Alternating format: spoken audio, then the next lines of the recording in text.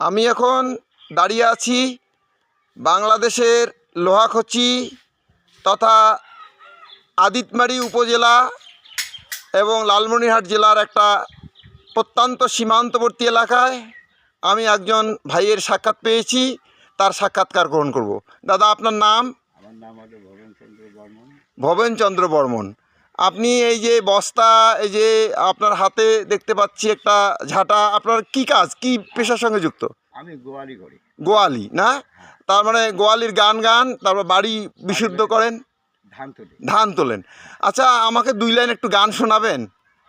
2 line তো গান তো বাবা আমাদের কি আর বলবো। হ্যাঁ, একটু গান শোনান। নম নম নম নারায়ণ, সর্বশ্রেষ্ঠ দাতাই আমার খোদা নিরঞ্জন। গোবর ফেলিতে গিয়ে করে ঘৃণা ঘিন, তার গলে গরুগুলো মাখ টেকেই অল্প দিন। গোবর ফেলিতে গিয়ে করি আনা গোনা, তার গলে গরুগুলো মাখ মুক্তি বাড়াই ফেনা। আদান হলো গাই মাখ, আদান হলো গাই, কিনছি দেখি সোনাই পায়, আদকে দেখি ছাই। মামা ভাগিনা গরু যে মাখ বেচা কিনা করি খায়, শিগগিরিটা দিনে দিনে হাঁপাতিয়া হয়।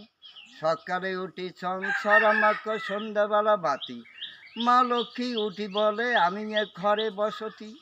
যার ঘরে আছে লক্ষ্মী মাকে আনবে বাড়ি খায়, যার ঘরে না লক্ষ্মী মাকে পরামর্শ চাই। শনিবারে মঙ্গলবারে যে জন্মাক হলো তো বিলাই, তাহারে পারে গরু মাকে শুকিয়া যায়।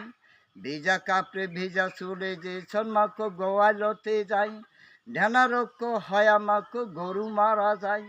ভাঙা বেড়া দিয়া যে জন্মাক গোবর ফেলায়, শিবারি মা লক্ষ্মী মাকে ছাড়িয়া পলাই।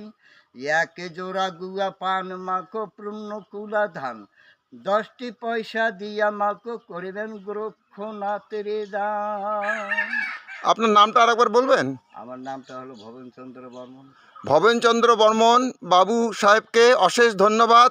সুধী দর্শক, আমরা একটা খুব আদি প্রাচীন পেশা, যেটা ভারত বা বাংলাদেশে এটা অনেক আগে বিস্তৃত ছিল এবং এই পেশার সঙ্গে যুক্ত ছিলেন, কিন্তু আজকে আমরা এই পেশার সঙ্গে যুক্ত মানুষ দেখতে পাই না।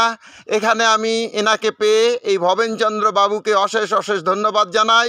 একটা অতি প্রাচীনকালের যে পেশা, সেটা এখনও এখানে জিয়ে রেখেছেন এই ভবেনচন্দ্র বাবু। ধন্যবাদ ভবেনচন্দ্র বাবু, আপনাকে ধন্যবাদ। আমি ভারত থেকে এসেছি। আর একটু কথা বলবো, আপনার বাড়িটা কোথায়, বাসা কোথায়? বাসা বাবা গরুর চাকলাহাট। আচ্ছা, আপনি তো একজন সংখ্যালঘু সম্প্রদায়ের মানুষ। এই যে আপনি বাড়ি বেরোন, হিন্দু মুসলমান সবার বাড়িতেই যান, আপনাকে কেউ গরাদর করে না। আপনি এখানে কেমন শ্রদ্ধা সম্মান পান? ভালোই পান। ধন্যবাদ আপনাকে এই উত্তর দেওয়ার জন্য। আপনার সুস্বাস্থ্য আমি কামনা করছি। ধন্যবাদ।